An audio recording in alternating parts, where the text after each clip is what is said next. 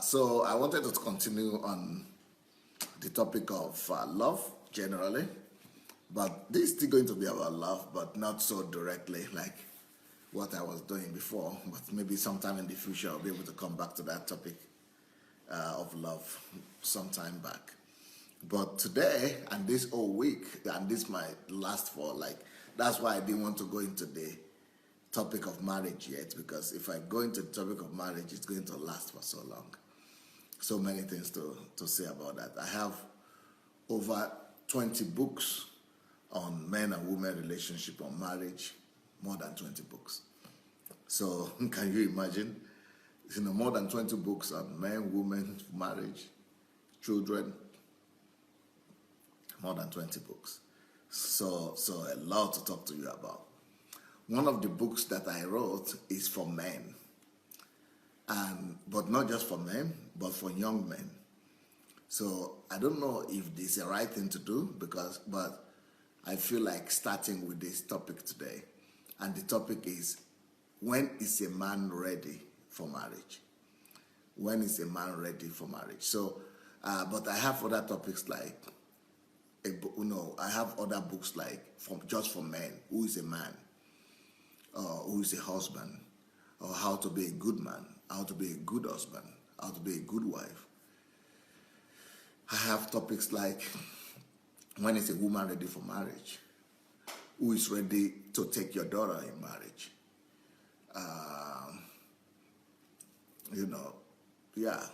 Just all kind of books like that. But today I feel like talking on starting this series on marriage and relationship with the men. When is a man ready for marriage? So, but I'm not sure we have enough single men on this platform that will need that message. So, maybe it's better to talk about married men, or it's better to talk about fathers, or it's better to talk about marriage, family, or it's better to talk about children. It's better to talk about women maybe. So I just want to ask you this question and throw it open to you. What do you think? This topic that I want to address this week, is it needed? How can a man, when is a man ready for marriage? When is a man ready for marriage? Is that a good topic? Is that, who is a man that is ready for marriage? Would that be a good topic that you'd like me to address? Would the ladies like it?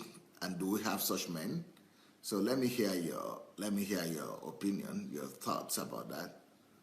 When is a man ready for marriage? If that is the topic I was thinking of doing this week, and so if you think that is a good one, you can say it. If you don't think so, give me one of the other topics that you heard me mention. So, and then we will take it. Okay, single men are already fighting for their space under the sun. Men are already writing, we are here. Single men are shouting, we are here, we are here.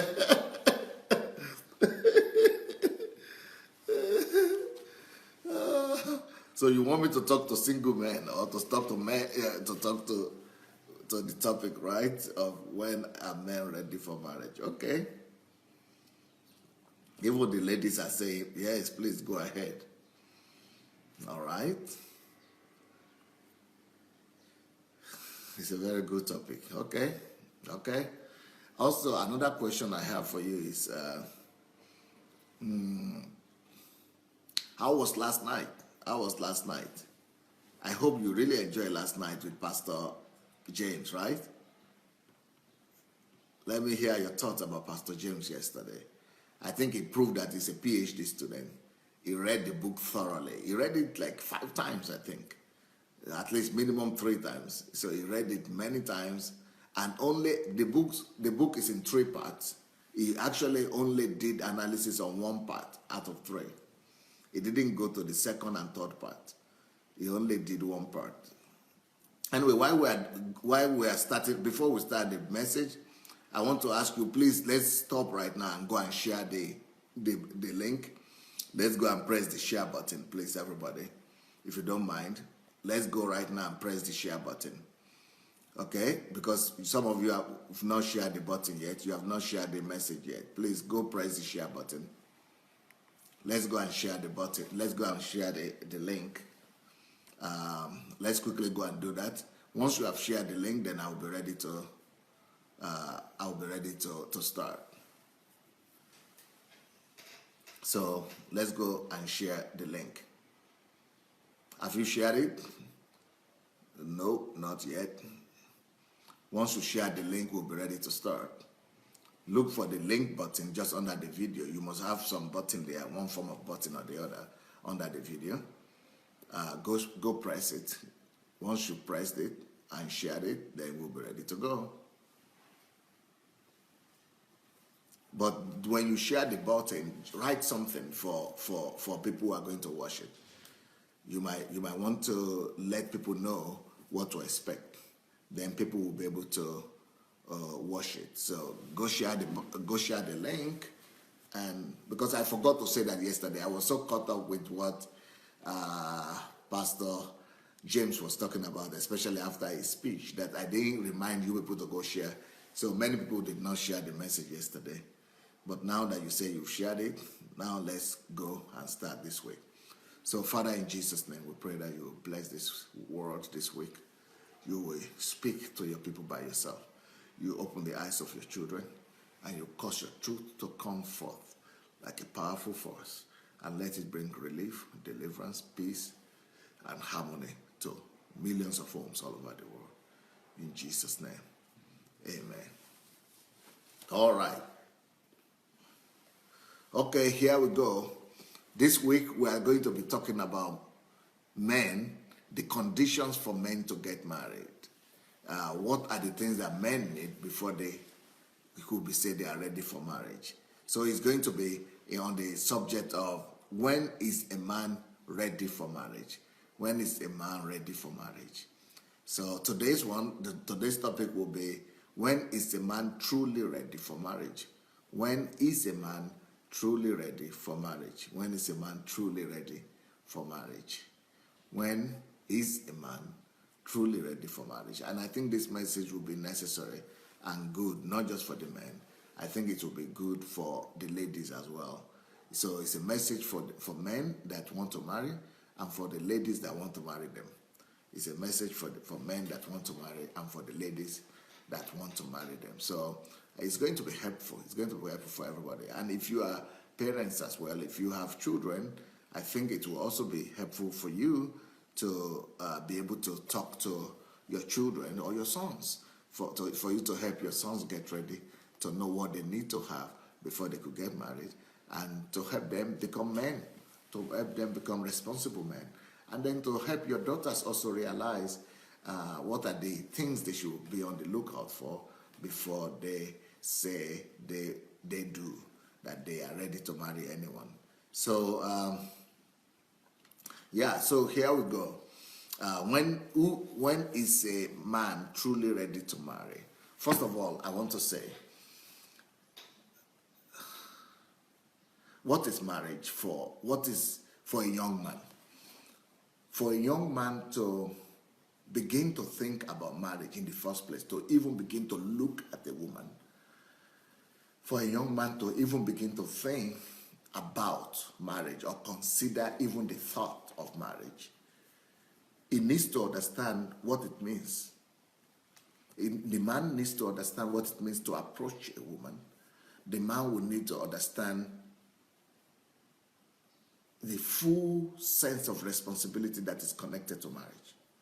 So let's say I'm a young man. Before I could even begin, we have to uproot this instinct-based approach to marriage.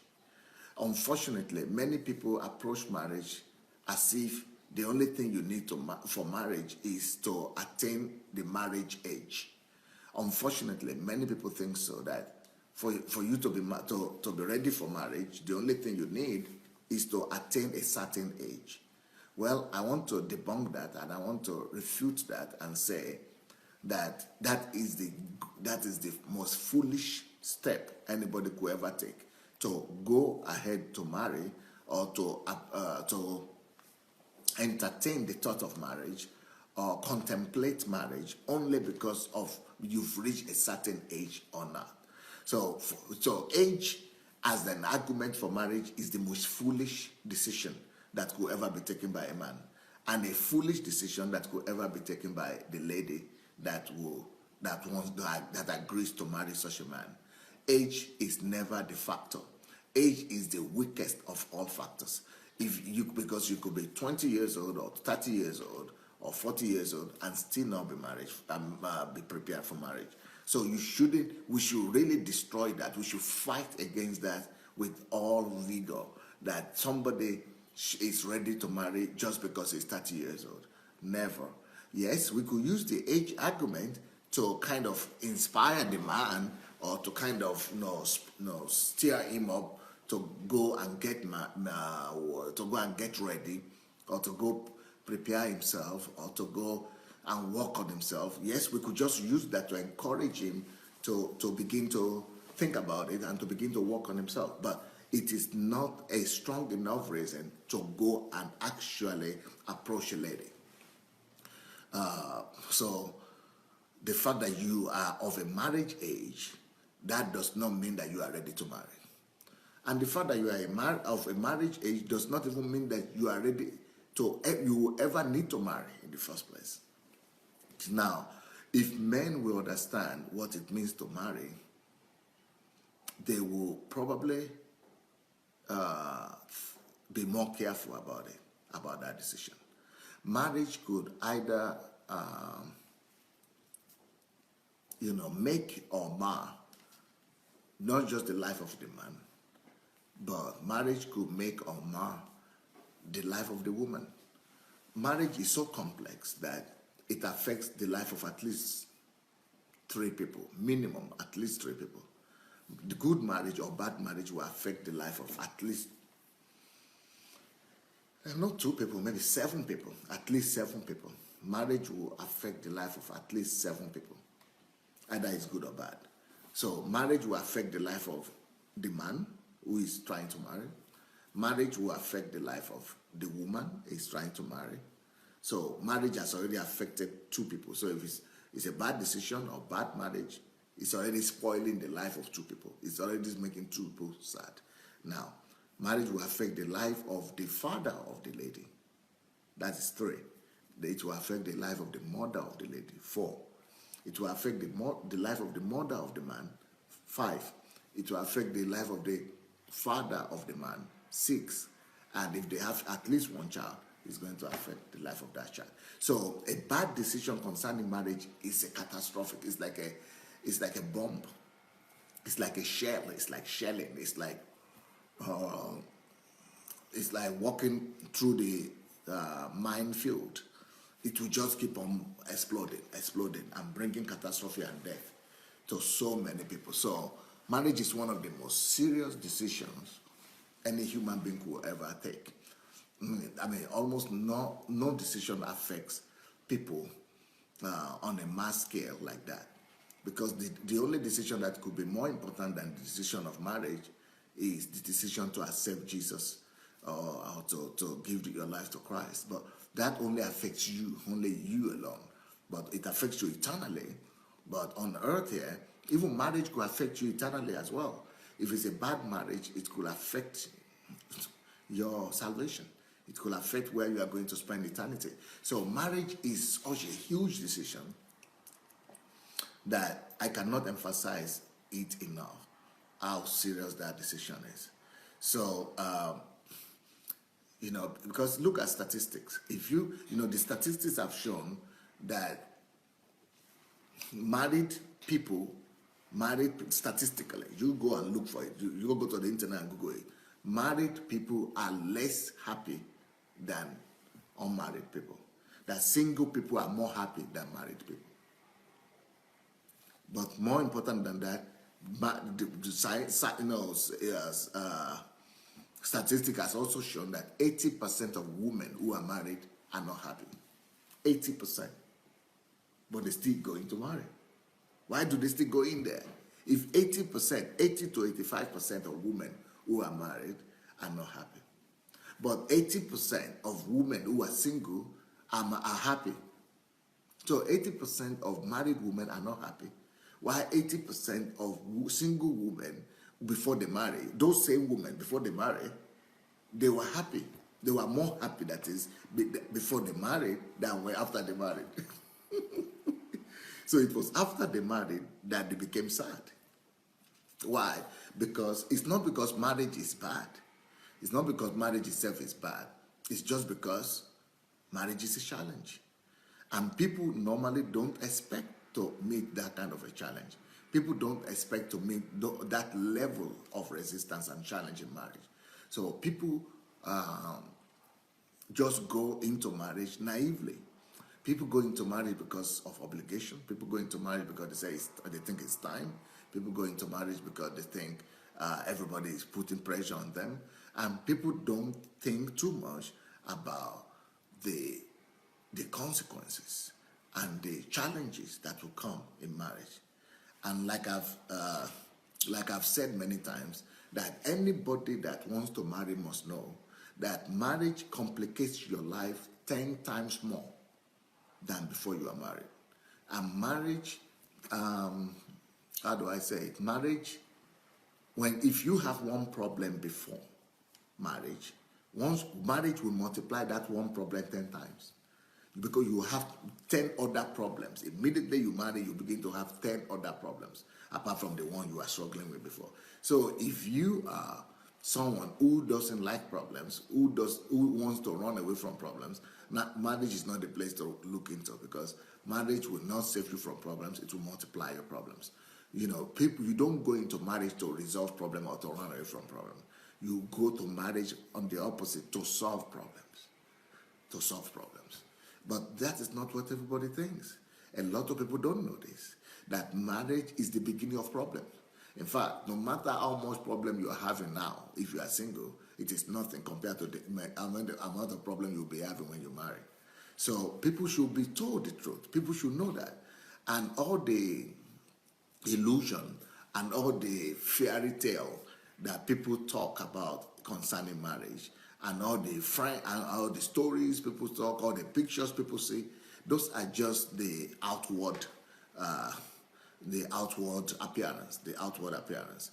Now, somebody is saying, so should we just stay single? You take the decision.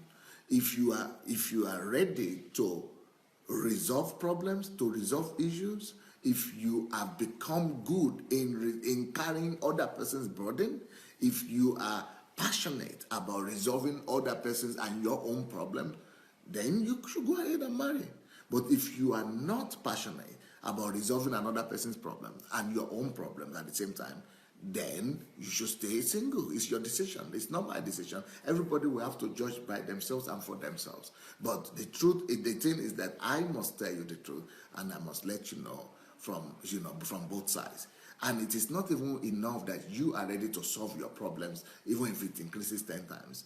You must be, the other partner too, must also be willing to solve problems. Because sometimes we are only sure of ourselves. And if you are sure of yourself, but you meet a guy who is not sure of himself, or who is not as good or as prepared, it will not save your marriage. It will not save your life. It will not save you from the problems. You will still have the problems. So let's say the lady is well prepared for marriage, and she's educated, and she's used to solving problems, and she's so good, and she's well prepared, and she's just ready. But unfortunately, she meets a man that is just a freelancer, that is not so committed. You think it will save her from problems? It will multiply a problem from 10 to 20, maybe to 100. It's going to make her life complicated. She will still not be saved from the complications of marriage. So the problem is that the thing that makes marriage even more complex is that it does not depend only on your own readiness alone.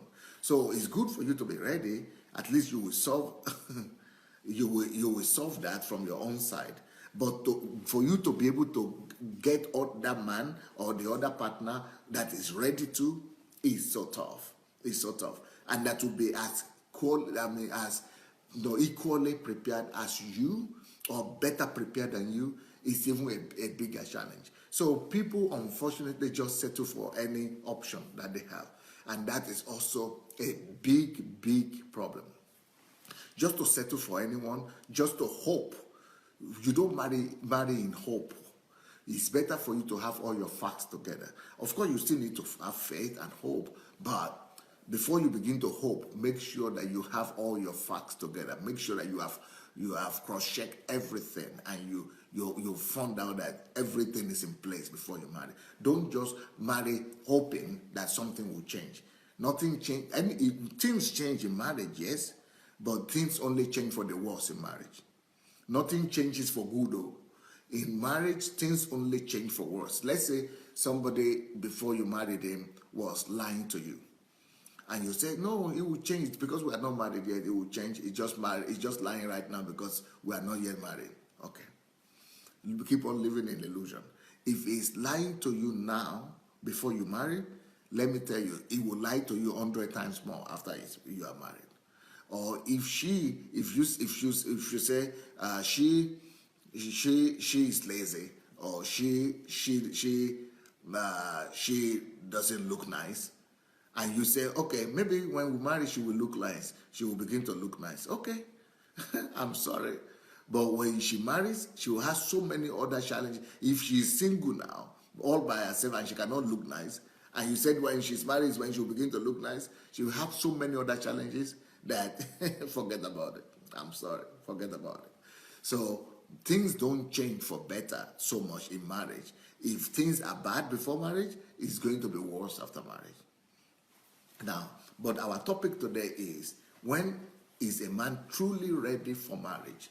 When is a man truly ready for marriage? Who is the man? Who is the man that is truly ready for marriage? Or what did I call the topic, sir? When is a man truly ready for marriage? Yeah. When is a man truly ready for marriage? Who is that person that is truly ready for marriage? Number one, a man must know the responsibility that is attached to marriage. Let me start by saying, when am I ready to propose? When is a man ready to propose? A man is only ready to look at a woman or propose to a woman after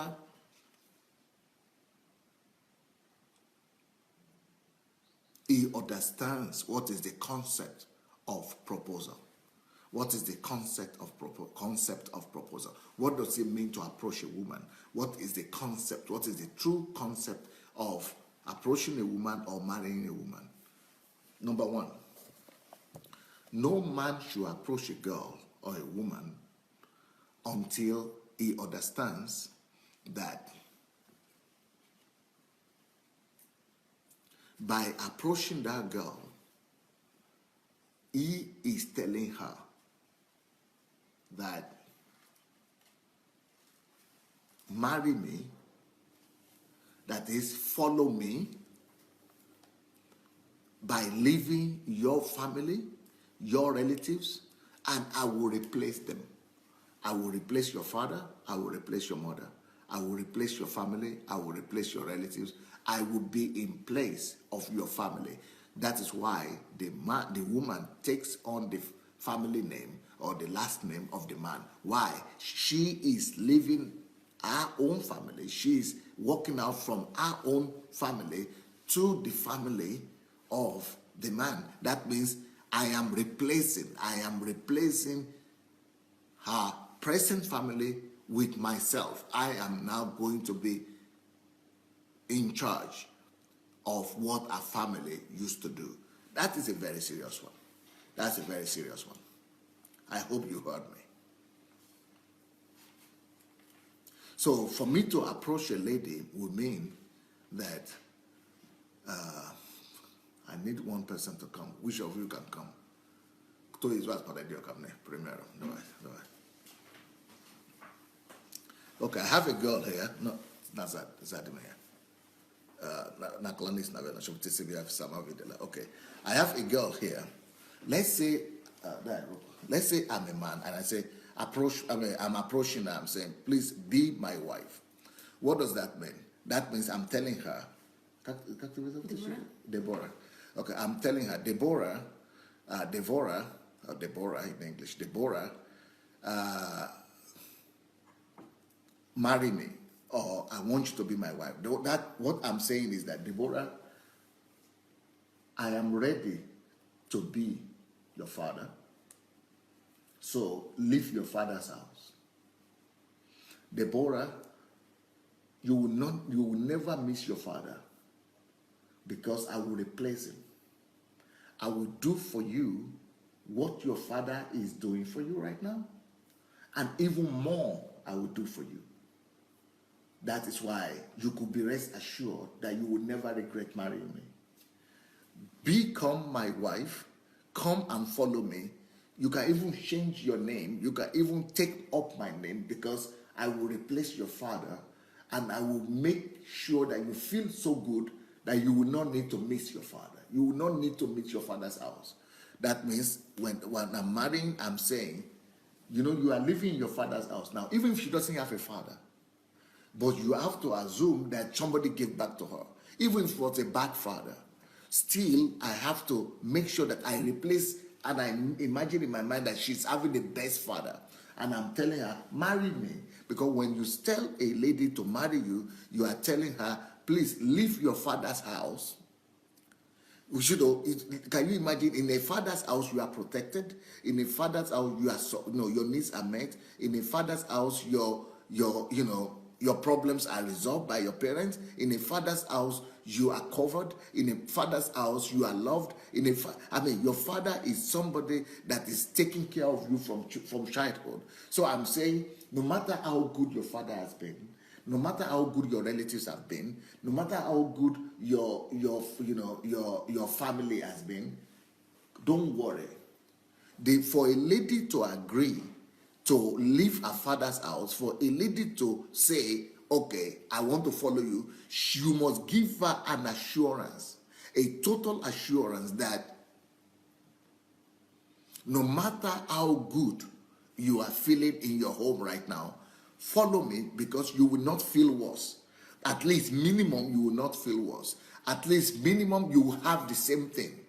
But even if a woman is smart, she should ask herself, if I'm going to have the same thing I'm having now, why should I leave? Why should I change what I have now? Why should I leave what I have now to follow you if it's the same thing I'm going to have? So a smart woman should be able to listen and hear that this man is able to supply better condition, better things, is able to give more joy, more happiness, more covering, more care, is able to protect her better than what she's having right now. Before she could answer, before she could say yes. So for you to be able to say, I am ready to marry you, I as a man must convince her that I will take care of her at least as much as she's having now. But that is even not an argument for you to marry me. I must convince her. I must convince her that she will not feel worse, and that she will be much more better in my house, under my protection, than in her father's house. That's number one. Number two, I must, because when you as a man, you are approaching a woman to marry you, you are not just telling her to leave her father's house, you are also telling her to leave her mother's house, to leave her mother. So, as a husband, I'm telling her, I will be unto you what your father was to you. I will be to you what your mother is to you. I alone will be unto you what your father and your mother are to you. That is exactly what happened when Abraham was sending the servant to go get a wife for the son.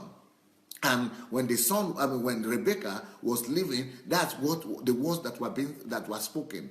That God is going to make, that place we are going to, that new family we are going to, they will become like 2-3 times father to you. It will become like 3 fathers to you, 4 fathers to you, 10 fathers to you, 10 parents to you. So that is what we are supposed to be. We are supposed to present to her as if she is having 2 fathers, 3 fathers, as if she's having 3 mothers. So I am supposed to replace and be to her what a mother was to her. And what is a mother to a woman? To a woman, a mother is love. I must be loved to her. To a girl, what is mother to a girl? Mother is warmth. I must give her warmth. Mother is care. I must give her care. Mother is protection. I must give her protection. Mother is friendship. I must offer her that friendship. Mother to a girl is intimacy. I must give her that intimacy. Mother to a girl is example. I must give her that example. More so, what is a father to a girl? A father to a girl is protection. As a future husband, I must give her that protection. Father to a girl is covering. I must give her that covering. Father to a girl is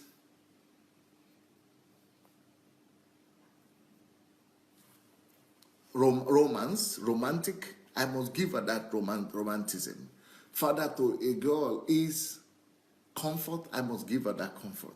Father to a girl is protection. I must give her that protection. That is all what it means to approach a woman. To approach a woman, you have to sit down and think and say, do I love this lady to the extent that I will go and do everything to make sure that I protect her and I do for her what she could have gotten, what she was getting from her parents, and even what she could not get from her parents. That is what the people in the olden days knew. That's why men will go to war to win the lady that they loved. Do you know that in the olden days, even men will go to, the war will be started among nations, among countries, just because of one girl. Kings will go to war against other kings because of one girl. Why? They were going to really win her heart. They were going, there was a practice in Europe they call duel. People will go to duel. Anybody that survives it, that kills the other person, is the one that would deserve to marry that girl. People will go and kill each other to marry a girl, to prove their love to a girl. What does that mean? That means that, we are not doing the same thing today, but that means that I'm ready to go through any sacrifice. I'm ready to go to, for example, some men now say, okay, I cannot provide for you. You supply 50% of the money that is needed for the family. You are going to take care of the rent. I will be taking care of all that other things. Or you are going to take care of the food. I'm taking care of the rent. Or a man is proposing to a girl and telling her that okay, marry me. Okay, you are going to provide for half of the 50%. I'm going to do 50%, and I'm going to be the wife. So why should I then live my life now when I will be, It doesn't make sense. It doesn't make sense. Why should she change her life that she's having right now for your 50%? For a man to say that I'm ready to marry, I should think with my head. That means that I am telling myself that I am already self-sufficient. I'm already ready to take care of myself, but not just to take care of myself alone. For me to say that I want to marry another person, that means I have thought it through that I also have the ability to take care of the other person that I am asking to come and join me. I am the one going to look for her. She is not looking for me. I am the one telling her, come and marry me. Come and join me. Come and, join me. Let's form a family. Come and live with me. So what am I thinking about? Before I even go to open my mouth to talk anything to her, I must already be sure that I can prove to her that, look, this is the proof that I can take care of myself, but not just myself, I can take care of you. So come marry me. It's just like saying that a man is saying, and sometimes as I've been a pastor for over 20 years, so I can tell you that I know cases where a man does not even have a place to live. He does not even have a house where to take a wife to.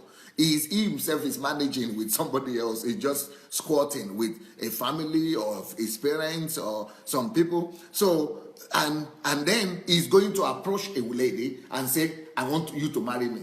Where will you take her to? Are you crazy? Are you totally, have you lost your mind? You crazy? What, are you totally sick? Have you lost common sense altogether? For you to go and ask a woman to come and marry you when you don't even have an apartment, when you don't even have a renting apartment, a renting property. So where will you take her to? To the car? To the park?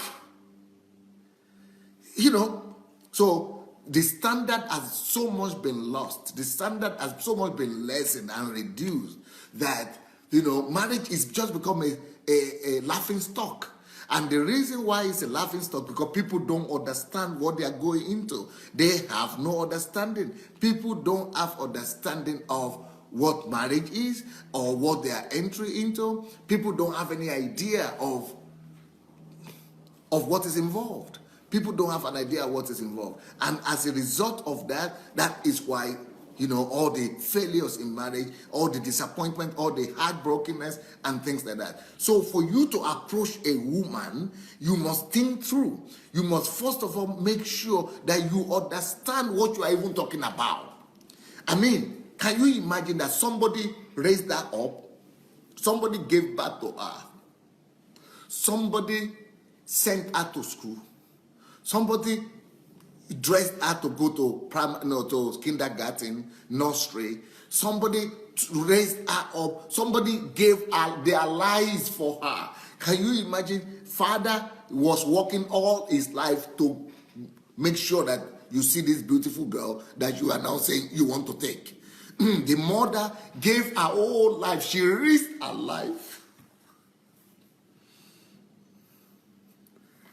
for this girl to stand before you and for you to say you like what you see. She risked her life many times. Any mother risked her life many times. She risked her life when she was pregnant with her. She risked her life when she was giving birth to her. She risked her life every day to wake up in the morning. I see what my wife is going through. To wake up in the morning, to dress her. Every day when she's sick, she's feeling bad, she's having other children, she's pregnant, she's doing everything to give this girl life.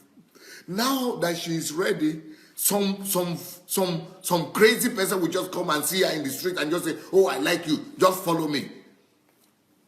That is not just a body you are looking at. In this lady here, there are at least 2 other lives that are standing for her and behind her. There are at least 2 other lives that have been invested in her. Not just her. There are at least 2 other lives. Father and mother's life have been given up totally. And those mother and father, they are now old. They are now elderly. Why? Because they gave all their life to her for her to be this beautiful girl that you are looking at right now. And in some cases, it's not just father and mother's life that has been given up for this girl. In some cases, grandfather, grandmother, from the mother's side, from the father's side, grandfathers, parents, mother's parents lives have been given.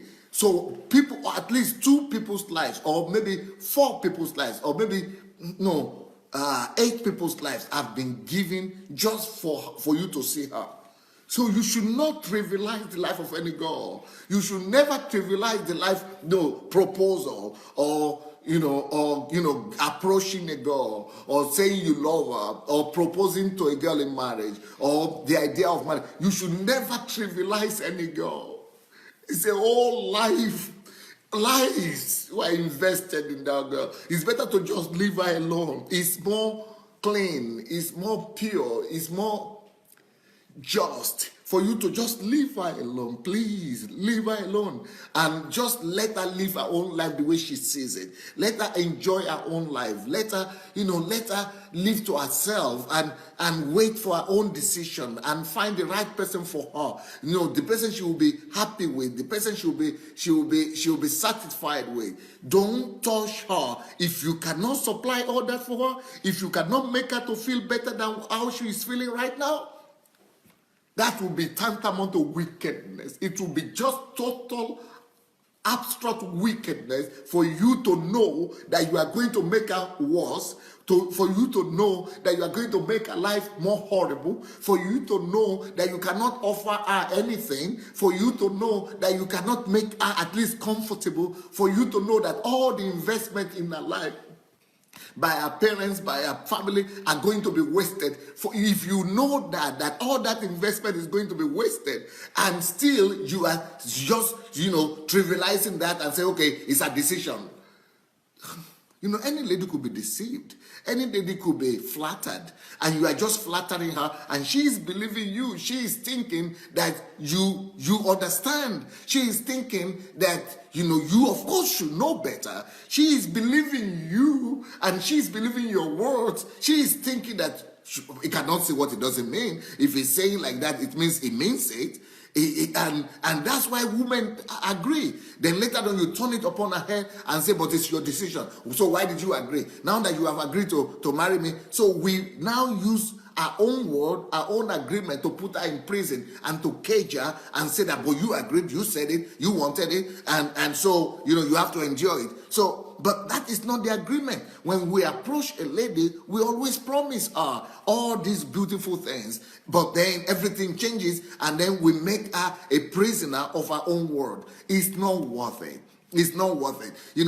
I think that every young man must know what it means to approach a lady. Every young man must know what it means to propose, to do a proposal, what marriage really entails. You must really be ready to the call. You must be ready in every segment. You must have a total understanding of what you are doing. You must not just say because you like something. I mean, all of us like anything, many things. All of us like, do you like a Mercedes Benz? Why are you not riding one? Do you like a Rolls Royce? Do you like a Rolls Royce? Why are you not riding one? Do you like a plane? Why don't you have a plane? You like private jet? Why is it that you don't have private jet? Because you cannot afford it. Because you cannot afford it. You must be able to be able to afford something. If you cannot afford it, don't go into it. If you cannot afford it, forget about it. Don't do it.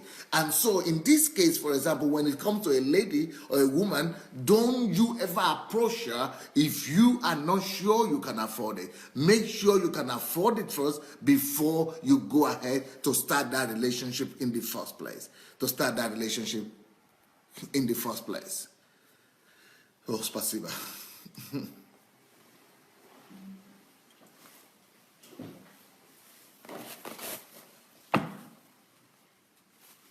So that's what it means to approach a lady.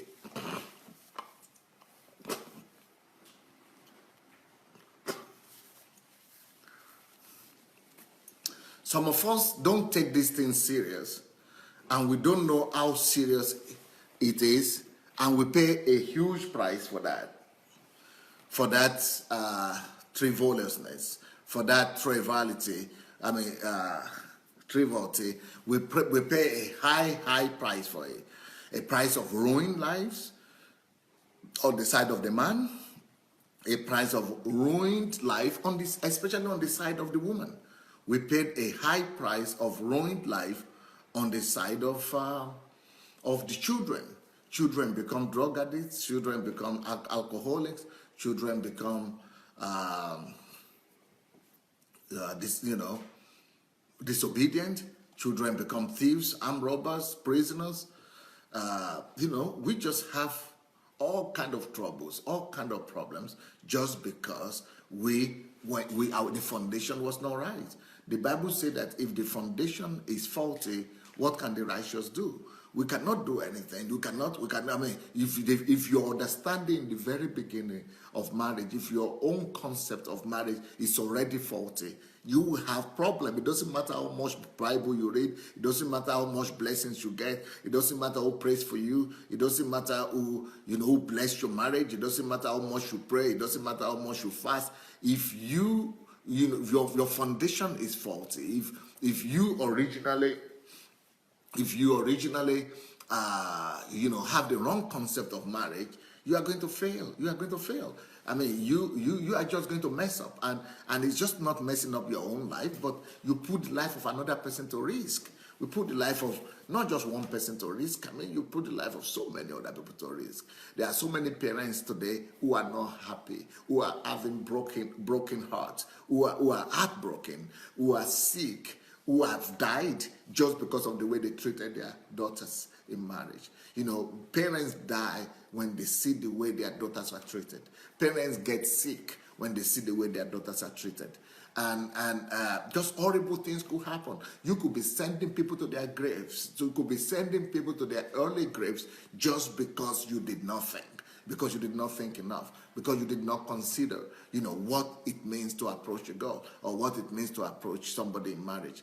And you are just thinking about your emotions, but life is more than your emotions. Life is more than, and even if you say that, she knows she wanted it, she's not even thinking of a lot of girls are just like the men too. They too don't think. And they don't know what challenge they are going into. So it is important that we think these kind of things through. So the topic of today, really, I think I'm supposed to change the topic of today. What does it mean to approach a lady? But the whole topic of the week is what I said.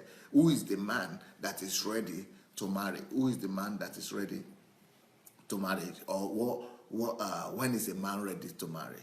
When is a man ready to marry? The man is ready to marry only when he understands the concept of even marriage, when he understands the concept of approaching a lady, when he understands what is the responsibility is. It's a huge responsibility. Now, some people will ask me, what about if the lady comes from a rich family? If a lady comes from a very rich family and I cannot match up, I'm just a young man starting out in life, and she's enjoyed a good family upbringing, and she's having rich parents and she's already having everything, and I can surely not give her everything she has right now. But make sure that you have some other things that will compensate. If the family is giving her so much wealth, right? Let's say the family is very wealthy and rich, and they are giving her so much money that you cannot afford to, make sure that you bring something to the table. Make sure that you are bringing so much care to the table. Make sure that you are bringing so much love to the table. Make sure that you are bringing so much concern, so much genuineness, so much truth to the table. You must have corresponding values that you are bringing to the table that will compensate for that girl so much that she will not even feel that you don't have so much wealth as your parents. You must bring something to at least what really matters most at the end of the day for the girl is that the fact that you can care for her. You can care for her as much as her parents will care for her. You can love her as much as her father and mother will love her. That she will not receive less love than she's receiving with her parents right now. And that she will not receive less care than she's receiving right now. That you will care for her. You will take care of her needs. You will watch over her. Let it not be in abundance as much as she's used to, but at least she will have the minimum that she requires for life and what she needs to be able to, to be able to live a normal, satisfactory life. And then you must also make sure that you give her so much love, so much care. You must give her so much care that, under that canopy of love, under that canopy of care, that she will be so satisfied and so protected that that will be to her as 100 fathers or as 100 mothers. Just like you remember the situation with Anna, the mother of the mother of Samuel, and the husband was saying, "I am to you. I'm supposed to you as 100 children." That is the kind of thing. If you don't have money, make sure that you can give her. You know that you are giving what the love you are giving her, the care you are giving her is as much as 100 fathers, 100 parents can give. So but if you have not ascertained her that, you must prove that to her. You must assure that of these things before you could even expect her to agree, or even before you approach her. Don't even try to, turn the head of any girl. Don't try to put even the thought across to any girl if you are already not ready for these things. And another thing is, don't approach your girl hoping that, well, I'm not ready now, I'll be ready in 5 years' time. I'm not ready now, I'll be ready in 10 years' time. Or I'm not ready now, I'll be ready in 2 years' time. Get ready first before you approach her. Don't turn her head eastward. Don't mess up her mind. Don't mess up her thought life. Don't mess her up. Don't mess her up. Make sure that you are first ready before you go and be telling her all the stories. And that's why that's what men are supposed to be doing. You are supposed to be working hard because you want to keep yourself, your family happy. You are supposed to, that is what make men. What is the reason for all the activities and the efforts of men? Men are actually supposed to be doing all their efforts, working hard and all that, just for the sake of making their family happy, making their children happy, making their wives happy. That's why we go to work. That's why we are achievers. Men must have something to work for. Men must have something to go to war for. Men must have something to strive for. So for a young man, you must have a goal of striving to become an achiever. You must have a goal of becoming somebody. You must have a goal of making it big, so that you will be able to, without shame, approach your girl, or you will be able to, without shame, marry. But if you don't have that goal, that target of marrying, in a worthy way, and bringing a wife to the house when you are ready, then you will not strive for anything. You are not striving for anything. You are not trying. You are not fighting. You are not becoming an achiever. But when you know that you have to provide for the wife, for the woman, when you know that you have to, be a worthy man for the woman, that you have to replace her father, you have to replace her mother, you have to, provide everything for her that she's now presently having, even better. You have to be better than her parents. You have to be better than her family. You have to really be there for her.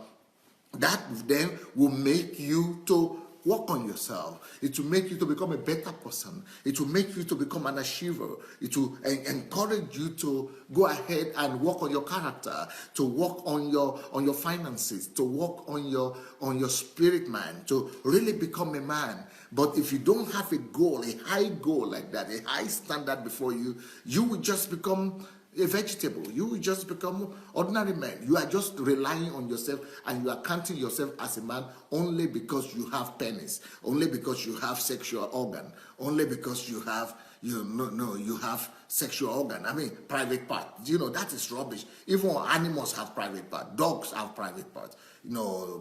Donkeys have private part. Horses have private part. All of them have penis. So you are not having anything special. And for the sake of penis alone, it's not. You don't deserve to be accepted as a husband just because you have penis.